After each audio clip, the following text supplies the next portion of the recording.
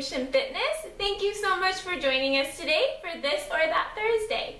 Today for This or That Thursday, we are taking 4 different items that might be in your kitchen. We will tell you why these cream and dairy-based items might not be the best thing for you, what's wrong with them, and then we will give you alternatives of what you can use instead. Yes, and our first one on the list is salad dressing. I know lots of people will get that salad and they'll think, hey, I'm eating really healthy. And then they'll pour on a ton of dressing, which makes it not so healthy. In fact, the fat content in 1 serving of salad dressing, which is 2 tablespoons, is the same fat equivalency as a McDonald's cheeseburger. I was blown away when Christina told me this because that's honestly unbelievable, because if I had a choice, I'd probably ditch the salad and eat a cheeseburger.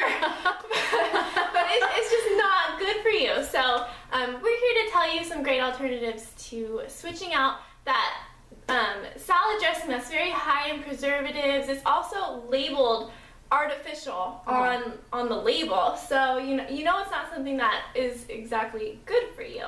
Yeah, so take it away with something that we can switch it out with. So some of the things that you can switch it out with, some of the things that I personally like to do is using like an olive oil and a vinegar and making my own vinaigrette. You can add in your own like dried herbs and making a really good, garlic vinaigrette, something like that. You could also even use lemon. I think that when a salad has enough like good fresh toppings that it doesn't really even need a salad dressing. So I usually just use lemon, or sometimes I don't even eat salad dressing at all on top of the salad. I know when I get Mexican type tostada salads, I will always get something like salsa on top. Salsa is a really good alternative as well. So really just use any combination of like an oil with healthy fats such as olive oil or coconut oil, and then you can add in like a vinegar, apple cider vinegar, or even a white vinegar, a red wine vinegar, or a balsamic vinegar, and you can add your own herbs and spices and make your own vinaigrette. So those are really good alternatives. If you're into the cream-based salad dressings as well, this sounds a little bizarre, but you could even use a non-fat plain Greek yogurt and then add in some lemon, some dill, and kind of make your own ranch dressing. So those are some alternatives for salad dressing that are preservative-free. They're really good for you. They don't have really any artificial flavorings. They're all the olive oil and the vinegar, so they're actually very high in nutrients. Yeah, so try those out. Another one that we have on our list is that creamer that you may put in your coffee, something such as like Coffee Mate, which is high in sugar, artificial additives, hydrogenated oils. That fat content's really high. It's just not so good for you. Yeah, and I know that a lot of people, when they get coffee, they add a whole bunch of cream, and usually their coffee is like white because they add so much cream and stuff. So you never know how much sugar you're actually putting in your coffee and making it a little bit unhealthy. So alternatives that you can use instead of the coffee creamer is a grass-fed butter. Now that sounds a little bizarre, but Kerrygold makes a grass-fed butter, which is really good to put in the coffee, because if you blend it up with your coffee, it actually makes a frothy like latte type drink, which is very good. And the butter actually does have a lot of healthy fats in it, so it's actually very good for you if you use about a tablespoon of that. You can also do a 100% coconut milk, so make sure that the coconut milk is actually only coconut milk and it doesn't have any artificial ingredients in that either. But the coconut milk's a really good alternative as well. You could even do a coconut oil just to give it a rich flavoring, or give a rich flavoring to your coffee.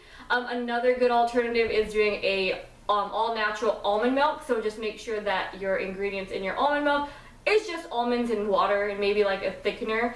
So any of those would be a great alternative to using the coffee creamer. Yes, almond milk is one of my personal favorites. And a lot of times when you go out to your favorite coffee shop, they probably already have the coconut milk and the almond milk. Just make sure that they're using the unsweetened version, because a lot of times if they're not, then the sweetened version has just as much sugar as regular milk. So those are really good alternatives. Make sure when you go out, you ask for them, and I'm sure they will be able to accommodate your request. The next one on our list is yogurt. So things such as Yoplait yogurt and that Chobani yogurt that has fruit added into it, not so good for you. There's a huge misconception that yogurt is super good for you, but in fact, it is not quite the case. In 1 little Yoplait cup, there is approximately 150 calories and 18 grams of sugar. That's a lot of sugar in just 1 little cup. It's also very highly processed, so that's not so good for you either. So there's other great alternatives if you really like yogurt. Yes, yogurt's great because it's full of the probiotics, but you know the sugar really outweighs the amount of nutrients in the yogurt sometimes. So good alternatives would be a plain non-fat Greek yogurt. Ones that I like, Carmen and I like, are the Chobani and even the 0% Fahe yogurt. They're really good alternatives. Make sure that when you're shopping for a Greek yogurt at the store though, you read the label and make sure there's not a lot of sugar in it. There should not be more sugar in the yogurt than protein. So a lot of brands out there, they have like 12 to 15 grams of sugar, which you might as well just get the Yoplait if you really want it. So make sure you're reading the label on those Greek yogurts because there are some that aren't really good for you either. So get a plain non-fat Greek yogurt. If you really are opposed to the plain flavor because you might not be used to the sourness of it, then you could add a tiny drizzle of honey or even some stevia to sweeten it up a little bit. But those are really good alternatives as long as you're reading the label and ensuring that the protein content is high, between like 14 to 17 grams, and then that sugar content is below about 5 grams or so. So another alternative would be a cottage cheese. So you can find like the low fat, the fat free, or even the full fat 2% cottage cheese. Those are good alternatives as well because they'll still give you that creamy texture just like the yogurt. They do have dairy in them, but if you don't have a dairy intolerance, then you should be just fine. And then also they are very high in protein and low in sugar. So those are a great alternative to the yogurt, again, that is high in sugar. So these ones are a lot better. Yeah, give those ones a try. And the last one that we have on our list is super killer for me because I really like it, but it is ice cream. Ice cream is not so good for you.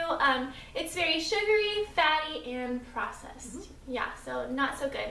In fact, in one serving of a half cup vanilla ice cream, there is approximately 140 calories, 14 grams of sugar, 21 carbs, and 7 grams of fat.